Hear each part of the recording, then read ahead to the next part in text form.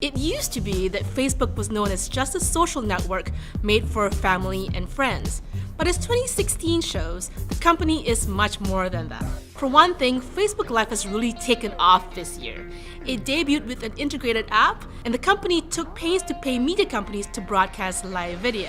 Viral videos like BuzzFeed exploding watermelons and Chewbacca Mom made Facebook Live a household name. It was used in a more serious capacity as well in the shootings of Alton Sterling and Philando Castile, highlighting the issue of police brutality in the form of live video. Which goes to highlight Facebook's rising prominence as not just a tech company, but a media company as well. CEO Mark Zuckerberg has denied this, but it's clear that millions of people use it as a source of news. This especially became a hot button issue in the days following the election, when people speculated that the rise of fake news on Facebook influenced its outcome. Zuckerberg has pushed back on this, saying that less than 1% of news on Facebook is fake. Still, that's 1% too many for a lot of people. Facebook isn't all just news and video, of course. Its messenger messaging service introduced chatbots, which are automated assistants that promise to do everything from offering you daily weather updates to letting you book an Uber. Instagram finally stepped up as a contender to Snapchat with the introduction of Stories, which are images and video that only last 24 hours. And let's not forget that Facebook owns Oculus, which shipped its first virtual reality headset this year. With its efforts in live video, news, Messenger, Instagram, and virtual reality, Facebook's social impact is more widespread than ever. In 2016 and the foreseeable future, the company continues to be one of the most influential companies in the country, and indeed the world. The social web can do more good in the world than it can do bad. And it's the choice of people and the people who are using it as to what they want to do with it. It is the most empowering generational shift that has ever happened. And I think that that is what makes it so compelling and so inspiring and so much fun. You can actually bring most of what's been so important and in fact epical about the internet down to the simple hyperlink. And you can think of a hyperlink as being a new type of punctuation. The old types of punctuation tells you where to stop. Hyperlink encourages you, beckons you to continue. It makes it so easy to continue to the next thing. You have to do the most minimal human action, which is go like this with your finger. I mean, you really couldn't get any less than that. And you are off into the next page, the next world, the next person. In a hyperlinked world, the users create their own system of connections. And these connections are not just a way of saying this is like that. It's actually a map that takes you to where you want to go. You just click and you go to the place. And this bottom-up creation of a linked world that is abundant beyond imagining, we've never had anything like that before. People just capturing moments, be it a local event happening within their town, or protests, or what's happened in Iran. People capturing these moments and having now a chance to share them with the world, and people using it as a resource to be informed. Now with the internet, people have access to create and distribute on their own. People can share their own thoughts and feelings, experiences, talents, which I think is a great thing.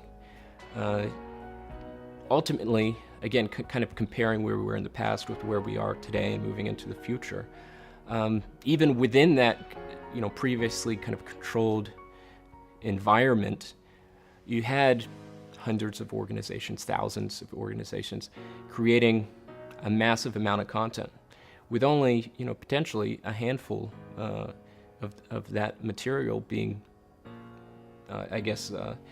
quality. You look at the amount of movies that are produced on an annual basis, and the ones at the end of the year that end up winning an Oscar, relatively small.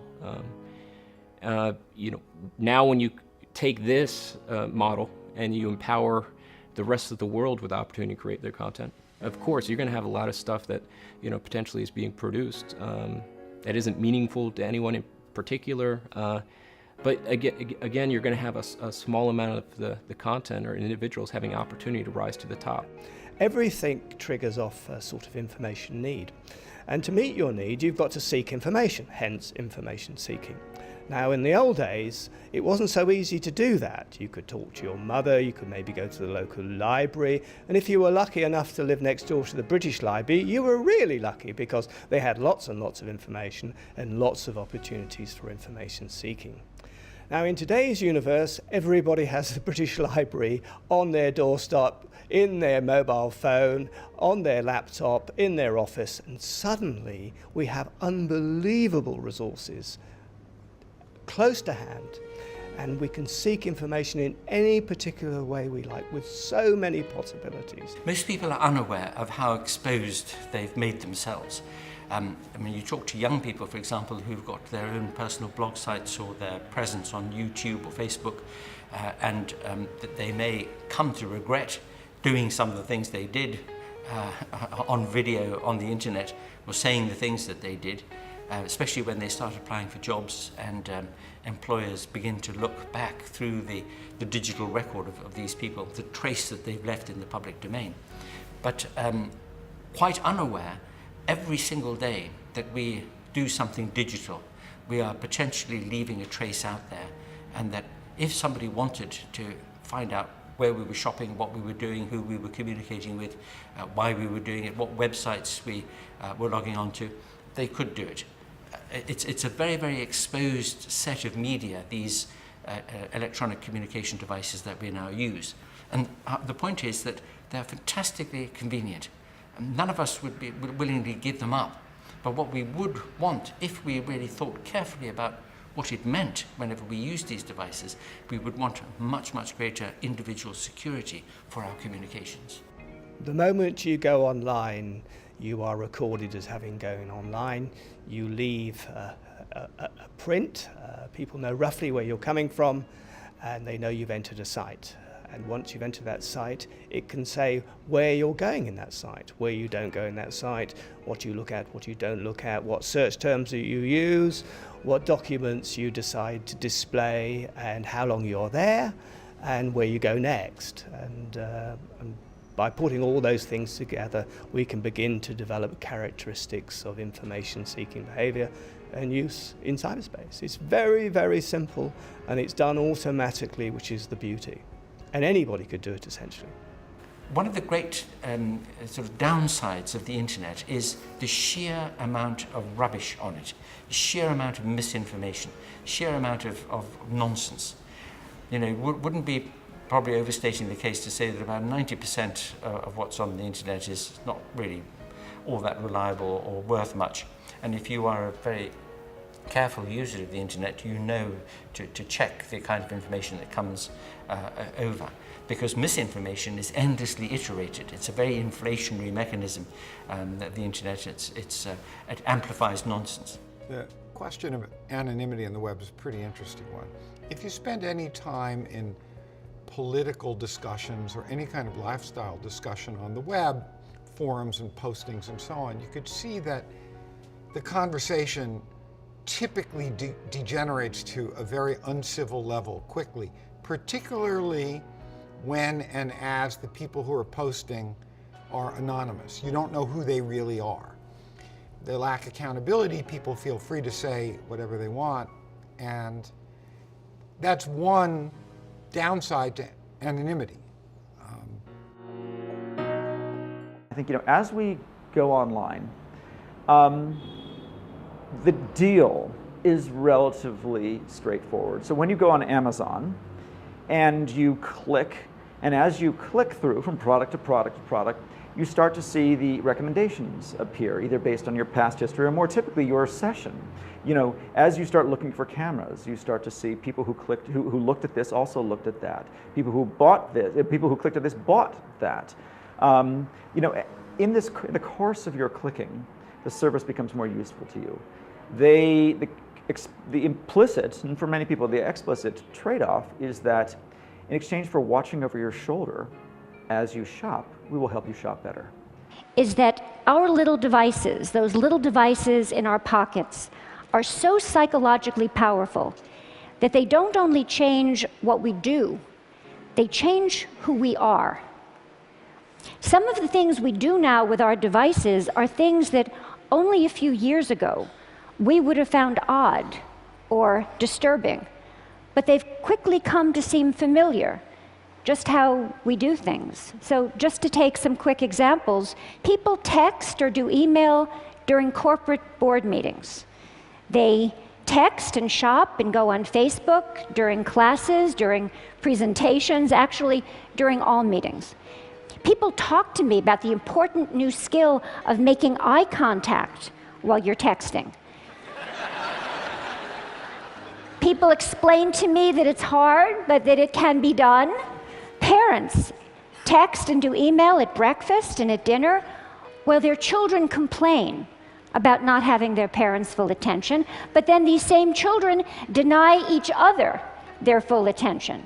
This is a recent shot of my daughter and her friends being together while not being together. And we even text at funerals. I study this. We remove ourselves from our grief or from our reverie, and we go into our phones. Why does this matter? It matters to me because I think we're setting ourselves up for trouble. Trouble certainly in how we relate to each other, but also trouble in how we relate to ourselves, in our capacity for self-reflection. We're getting used to a new way of being alone together. People want to be with each other, but also elsewhere, connected to all the different places they want to be. People want to customize their lives. They want to go in and out of all the places they are because the thing that matters most to them is control over where they put their attention. So you want to go to that board meeting, but you only want to pay attention to the bits that interest you. And some people think that's a good thing. But you can end up hiding from each other even as we're all constantly connected to each other. A 50-year-old businessman laments to me that he feels he doesn't have colleagues anymore at work. When he goes to work, he doesn't stop by to talk to anybody, he doesn't call, and he says he doesn't want to interrupt his colleagues because he says they're too busy on their email. But then he stops himself and he says, you know, I'm not telling you the truth. I'm the one who doesn't want to be interrupted. I think I should want to, but actually I'd rather just do things on my BlackBerry. Over and over I hear, I would rather text than talk.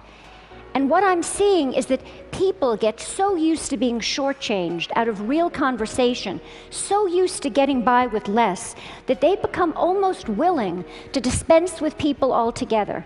So, for example, many people share with me this wish that someday a more advanced version of Siri, the digital assistant on Apple's iPhone, will be more like a best friend, someone who will listen when others won't. I believe this wish reflects a painful truth that I've learned in the past 15 years. That feeling that no one is listening to me is very important in our relationships with technology. That's why it's so appealing to have a Facebook page or a Twitter feed, so many automatic listeners. And the feeling that no one is listening to me makes us want to spend time with machines that seem to care about us. We're developing robots, they call them sociable robots, that are specifically designed to be companions to the elderly, to our children, to us. Have we so lost confidence that we will be there for each other? During my research, I worked in nursing homes, and I brought in these sociable robots that were designed to give the elderly the feeling that they were understood. And one day I came in, and a woman who had lost a child was talking to a robot in the shape of a baby seal. It seemed to be looking in her eyes. It seemed to be following the conversation. It comforted her. And many people found this amazing. But that woman was trying to make sense of her life with a machine that had no experience of the arc of a human life. That robot put on a great show. And we're vulnerable People experience pretend empathy as though it were the real thing. So, during that moment when that woman was experiencing that pretend empathy, I was thinking, that robot can't empathize. It doesn't face death. It doesn't know life. And as that woman took comfort in her robot companion, I didn't find it amazing.